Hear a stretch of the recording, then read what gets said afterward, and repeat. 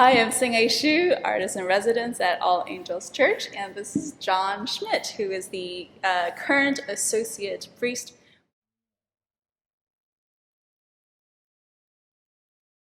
The listening process has taught me to slow myself down, to really find meaningful moments, and to pay attention. And I think in my own individual creative process, it's very introverted in a sense. Like I really don't share that with a lot of people, whereas my life as a priest is very public.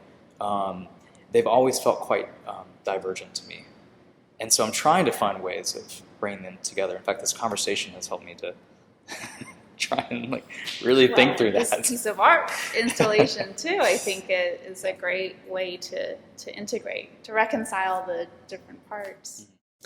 So John, I remember our last conversation, you were talking about woodworking, and when you were talking about the subtractive method of you have to take pieces away in order to create the piece of wood, whatever you're making, it really resonated with me. And for one thing, as a pianist, when I am ending a phrase, I have to taper it in a way that makes it feel like there's closure. And then when I have a peak of a phrase, I actually have to take the notes down right next to it so that the peak comes out. In writing sermons, you probably have to take off a lot of things to reveal the story of Christ. Totally, yeah. I find the subtractive process for me in art, I took a stone carving class in undergrad, and it was when I was studying abroad and had this just really lovely semester that I'd love to recreate again one day, of taking oil painting, stone carving. I got to do jewelry making, all these different really fun, super tactile crafts. In what country? This is in Italy. Okay. Yeah. So the stone carving class, they literally, the first day, they brought this big chunk of marble, and they just kind of drop it on these outdoor tables. Each person had a little table, workstation. And they gave you a hammer and a chisel. And they said, okay, we're going to make something beautiful from this. And so the first day they say, why don't you just try and rough out a form? So you sit there for a while and you're just kind of literally just slowly chipping away at this massive, really hard marble. You realize that you're not getting anywhere.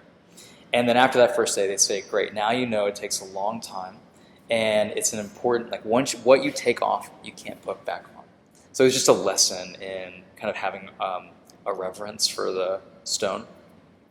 And then they made you do that for a whole day? Yeah. Oh, that's so cruel. Honestly, it was brilliant. It was so brilliant because you actually use an air hammer, which has a piston and it's pressurized when you start carving it. So you're actually able to shave it kind of like butter when you begin to do it. But they want you to begin at the basics and realize that this process, you have to approach it with a sense of understanding and slowness and really the task they want you to do, that you're kind of learning, is how to see the form that you want to create within the stone.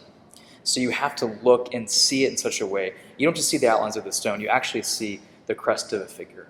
You see an arm come into relief through the stone, and so you begin to move it around. You walk around the table, you take a little bit off, you pause, you go back, take a little more off, instead of just going to town, and all of a sudden you'd have nothing left. So we actually went in and we made maquettes in clay, and then we made it kind of double that size, and we took that and we would sit it next to the actual table where the stone was. And then we would kind of look at the figure, and then we'd look at the stone and begin to see, kind of superimpose this image on top of the other. So it was a wonderful process. I loved being able to slowly, thoughtfully remove material to kind of unveil this work that's inside. And then you refine it. And for me, that was really the fun part, is once you kind of roughed it out, You then take a rasp, which is a metal instrument that has sharp burrs on it, and you begin to shape it. And there's something about, this is why I love woodworking, making like chairs, for instance, is you have the same process when you're sculpting a seat, like the seats we're sitting in. You have a flat piece of wood, and you have to create a groove for you to sit in.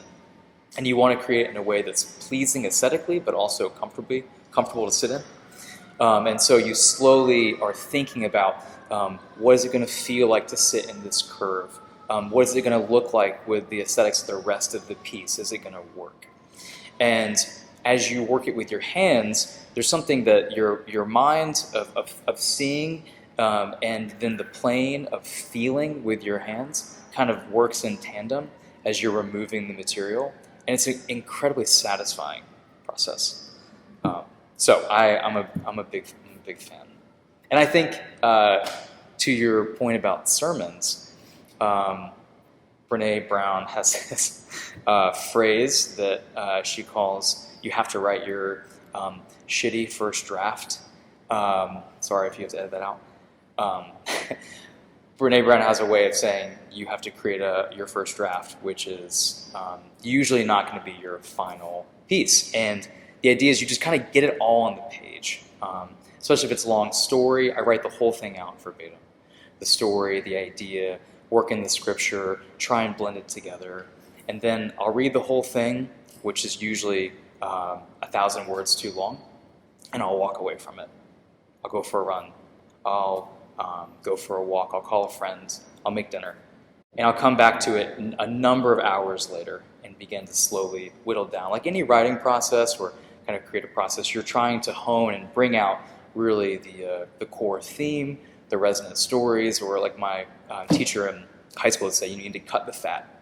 Cut all the excess fat off so you're left with something that's lean, that is really what you want to say, that's representative of the idea, but that also kind of fleshes the idea out in such a way that people can really engage with that. Mm-hmm. Because in the craft of the sermon, you're taking this, an ancient text, which has already been interpreted by so many different people in 1,000 different ways, and then I'm coming to bear on the text with my own ideas, like what I think it's saying, and my own kind of thoughts, my own interpretation. And then on top of that, I'm trying to think of how people in the seats in the congregation, what they need to hear, or maybe what's an important thing that needs to be said. And you're trying to combine all those things together. And it's kind of like slowly taking away stone from a piece of marble or hollowing out a seat for a chair. You want to do it with purpose, with the final intent in mind. But it's also something that it takes time. And oftentimes you don't get it right. And you have to go back and give it another go. So I think that's how I see some of the themes coming together. Yeah, and as a performer, I'd say that as a performing musician, we spend like our entire lives trying to subtract what is not necessary for the performance, so that hopefully by the time we're old, there's like this kind of lightness to the performance that's not weighted down by productivity, that's not weighted down by virtuosity. It's just this lightness of being. And that's ultimately what a great artist, I think, is about.